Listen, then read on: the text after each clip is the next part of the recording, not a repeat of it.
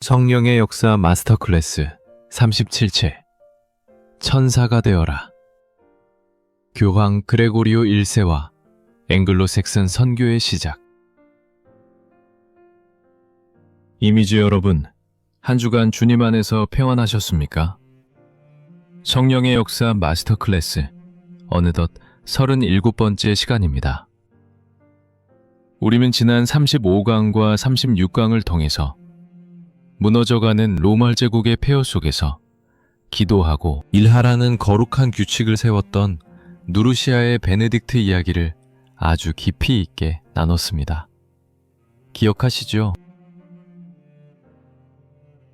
그가 몬테카시노 산 위에서 켰던 작은 등불이 이제 산을 내려와 바다를 건너 거대한 불길로 번져나가는 이야기를 시작하려 합니다. 오늘 우리는 역사상 가장 위대한 교황 중 한 명으로 꼽히는 인물 그레고리오 1세를 만날 것입니다. 사람들은 그를 대교황, 즉 그레고리오 더 그레이트라고 부릅니다. 도대체 무엇이 그토록 위대했을까요? 그가 높은 자리에 앉아서 호령했기 때문이 아닙니다. 그는 가장 어두운 시대에 가장 멀리 있는 잃어버린 영혼들을 바라보았던 선교의 눈을 가진 사람이었기 때문입니다. 오늘은 그가 어떻게 야만족의 땅이었던 영국을 천사의 땅으로 바꾸어 놓았는지 그 감동적인 드라마의 현장으로 여러분을 초대합니다. 이야기는 그레고리오가 교황이 되기 전 평범한 수도사였던 시절로 거슬러 올라갑니다. 어느 맑은 날, 그레고리오는 로마의 노예시장을 지나가고 있었습니다. 당시 로마는 전염병과 홍수, 그리고 전쟁으로 인해 아주 피폐해진 상태였고 시장통은 온갖 물건과 잡혀온 포로들로 시끌벅적했습니다. 그런데 그레고리오의 눈길을 사로잡은 아주 독특한 소년들이 있었습니다. 이미지. 그 소년들은 로마 사람들과는 완전히 다르게 생겼습니다. 로마인들은 피부가 까무잡잡하고 머리카락이 검은색인데 반해 이 소년들은 우유처럼 하얀 피부에 햇살처럼 빛나는 금발머리, 그리고 보석처럼 파란 눈동자를 가지고 있었습니다. 그레고리오는 마치 홀린 듯이 그들에게 다가가서 노예 상인에게 물었습니다. 이 아름다운 소년들은 어디서 왔는가? 상인이 퉁명스럽게 대답했습니다. 저기 북쪽 끝 브리타니아라는 섬에서 잡아온 앵글족 아이들입니다. 이미지. 그레고리오는 깜짝 놀랐습니다. 이렇게 아름다운 아이들이 하나님을 모르는 이방인이라니요. 그는 탄식하며 그 유명한 말을 남깁니다. 라틴어로 Non angli, sed angeli. 번역하면 이런 뜻입니다. 앵글족이라고? 아니, 이들은 앵글족이 아니라 훗날 천국에서 하나님을 찬양할 에인젤, 즉 천사들이로구나. 여러분이 잘 아시는 천사라는 단어와 앵글족이라는 단어의 발음이 비슷한 것을 이용한 언어 유희였지만 그 속에는 잃어버린 영혼을 향한 뜨거운 사랑과 하나님의 섭리가 담겨 있었습니다. 그날 이후 그레고리오의 가슴 속에는 꺼지지 않는 불꽃이 타오났습니다. 내가 저 땅에 가서 복음을 전하리라. 그는 실제로 교황 허락을 받고 직접 선교를 떠나려고 짐까지 쌌습니다. 하지만 로마 시민들이 길을 막아섰습니다. 그레고리오 수도사님은 로마에 꼭 필요한 분입니다. 절대로 보낼 수 없습니다. 결국 그는 로마에 남게 되었고 얼마 지나지 않아 원치 않았지만 교황의 자리에 오르게 됩니다. 서기 590년의 일입니다. 하지만 교황이 되어서도 그는 저 먼 북쪽의 섬, 안개 속에 가려진 잉글랜드를 잊지 못했습니다. 내가 갈 수 없다면 나를 대신할 사람을 보내겠다. 그는 자신이 세운 수도원의 원장이었던 어거스틴을 불렀습니다. 여기서 주의하실 점이 있습니다. 우리가 흔히 아는 참회록을 쓴 아프리카의 어거스틴과 동명이인입니다. 오늘 등장하는 인물은 캔터베리의 어거스틴이라고 부릅니다. 그레고리오는 어거스틴과 40명의 수도사를 선발하여 영국으로 파송합니다. 자, 이제 40명의 선교 특공대가 로마를 떠나 북쪽으로 향합니다. 그들의 발걸음이 가벼웠을까요? 아닙니다. 천근만근이었습니다. 당시 로마 사람들에게 영국, 즉 브리타니아는 세상의 끝이었습니다. 그곳에 사는 앵글로색슨족은 사람을 잡아먹고 낯선 사람은 무조건 죽인다는 무시무시한 소문이 돌았습니다. 아니나 다를까 프랑스쯤 도착했을 때 수도사들은 공포에 질려버렸습니다. 어장님, 우리 못 가겠습니다. 가면 개죽음 당합니다. 다시 로마로 돌아갑시다. 결국 어거스틴은 동료들을 남겨두고 혼자 급히 로마로 돌아가 교황에게 사정합니다. 교황님, 제발 이 선교 명령을 거두어 주십시오. 그들은 짐승 같은 자들입니다. 하지만 그레고리오 교황은 단호했습니다. 그는 두려움에 떠는 수도사들에게 역사에 남을 편지를 써서 보냅니다.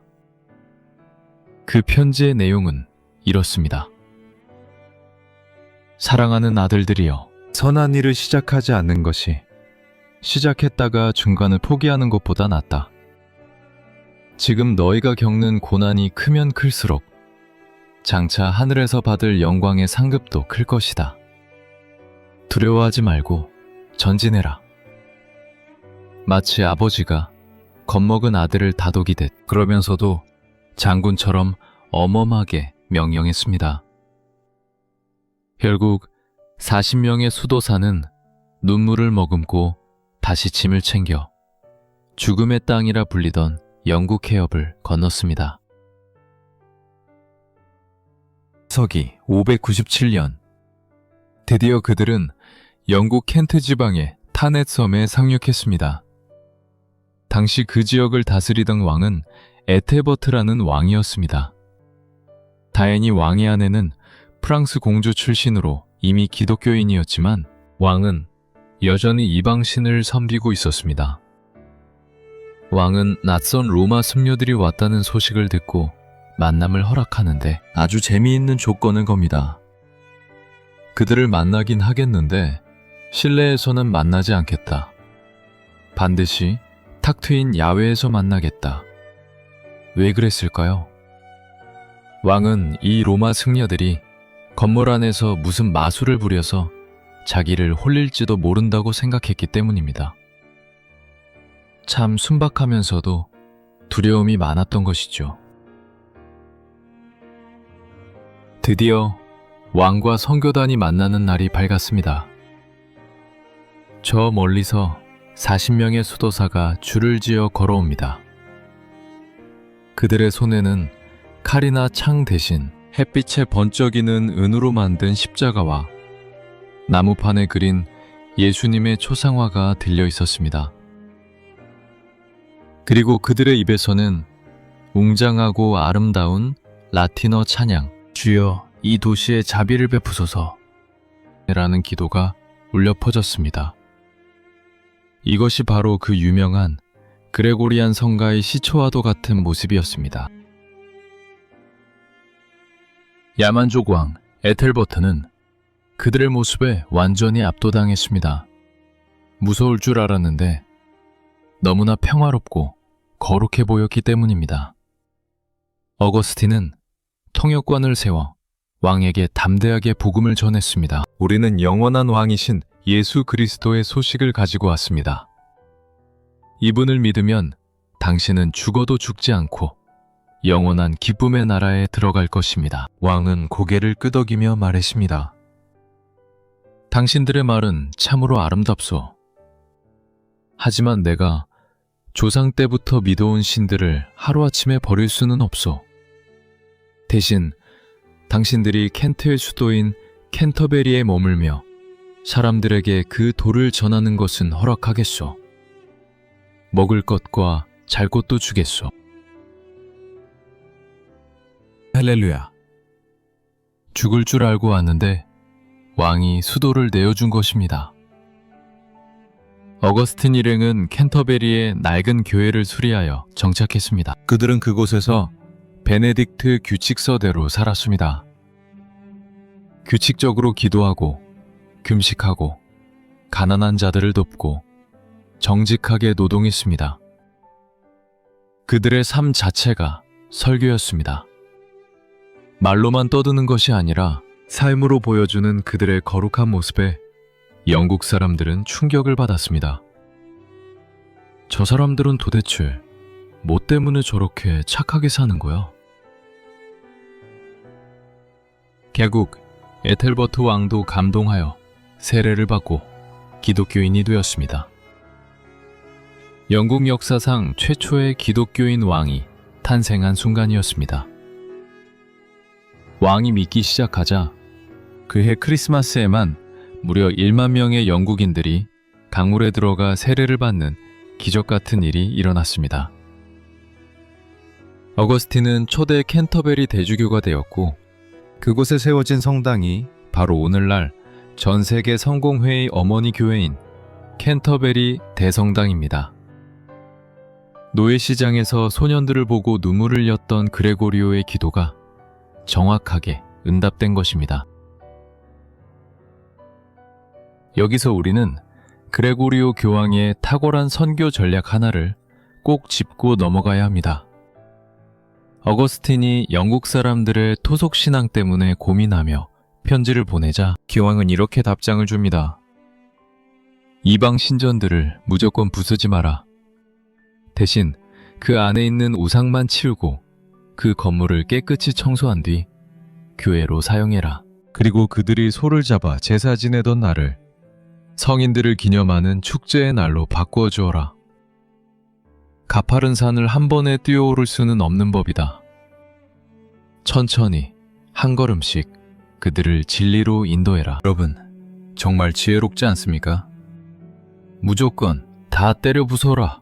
너희 문화는 다 틀렸다. 고 정죄하는 것이 아니라 그들의 문화를 존중하면서 그 내용을 복음으로 채워 넣는 문화, 번역적 선교를 이미 1400년 전에 실천했던 것입니다.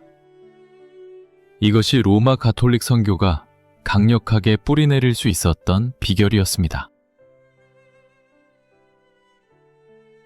자, 이렇게 해서 영국 남동쪽 켄트 지방은 로마에서 온 베네딕트 수도사들에 의해 붉은 십자가의 깃발이 꽂히게 되었습니다. 로마의 조직력, 웅장한 예식, 그리고 체계적인 교리가 영국 땅에 들어온 것이죠. 그런데 여러분, 기억나십니까? 우리가 33강, 34강에서 배웠던 저 북쪽 스코틀랜드와 아일랜드에는 이미 누가 와 있었죠? 그렇습니다. 바로 아이오나에서 온 켈트 기독교 수도사들입니다. 콜룸바와 에이든. 같은 가죽배를 타고 바다를 건너온 야성의 사나이들이 이미 북쪽에서부터 남쪽으로 복음을 들고 내려오고 있었습니다. 자, 상황이 아주 흥미진진해졌습니다. 남쪽에서는 로마 교황의 명을 받은 조직적인 군대, 로마파가 올라옵니다. 북쪽에서는 성령의 바람을 따라 자유롭게 움직이는 게릴라 부대, 켈트파가 내려옵니다. 마치 거대한 두 개의 파도가 영국이라는 섬 한가운데서 충돌하기 직전입니다. 이 두 세력은 너무나 달랐습니다. 로마파는 머리 윗부분을 동그랗게 깎는 삭발을 했지만 켈트파는 앞머리 전체를 밀어버렸습니다. 로마파는 교황의 명령에 절대 복종했지만 켈트파는 수도 원정의 권위를 더 중요하게 여겼습니다. 무엇보다 가장 큰 문제는 부활절 날짜였습니다. 로마식이냐, 켈트식이냐. 이것은 단순한 날짜 문제가 아니라 누가 영적인 주도권을 잡느냐 하는 자존심 대결이었습니다. 과연 이 두 거인의 만남은 평화로운 포옹으로 끝났을까요? 아니면 피 튀기는 싸움이 되었을까요? 다음 38강에서는 이 갈등을 해결하기 위해 열린 역사적인 대토론회, 휘트비 공의회의 현장으로 여러분을 안내하겠습니다. 잉글랜드 교회의 운명을 결정지은 그날의 치열한 논쟁, 그리고 베드로의 천국 열쇠라는 한마디가 가져온 결정적인 반전 드라마, 절대 놓치지 마십시오. 사랑하는 여러분, 오늘 그레고리오 1세와 어거스틴의 이야기를 통해 무엇을 느끼셨습니까? 안 됩니다. 못 갑니다. 하고 도망치려 했던 어거스틴. 하지만 다시 가라는 스승의 편지 한 장을 붙들고 두려움을 이겨냈을 때 그는 영국 역사를 바꾼 위대한 성인이 되었습니다. 우리도 때로는 사명 앞에서 도망치고 싶을 때가 있습니다. 상황이 너무 어렵고 내가 감당하기엔 벅차 보일 때가 있죠. 그때 기억하십시오. 하나님은 우리의 능력을 보시는 것이 아니라 순종을 보십니다. 시작하지 않는 것보다 하다가 실패하는 것이 낫다. 오늘 여러분의 가슴 속에 품고 있는 거룩한 꿈이 있다면 두려워 말고 한 걸음 내디뎌 보십시오. 그레고리오가 노예 소년들에게서 천사를 보았던 것처럼 여러분의 작은 순종이 누군가에게는 천사의 손길이 될 수 있습니다. 여러분의 구독과 좋아요는 이 아름다운 믿음의 역사를 널리 전하는데 큰 힘이 됩니다. 다음 시간에 휘트비 공의회의 뜨거운 현장에서 다시 뵙겠습니다. 샬롬.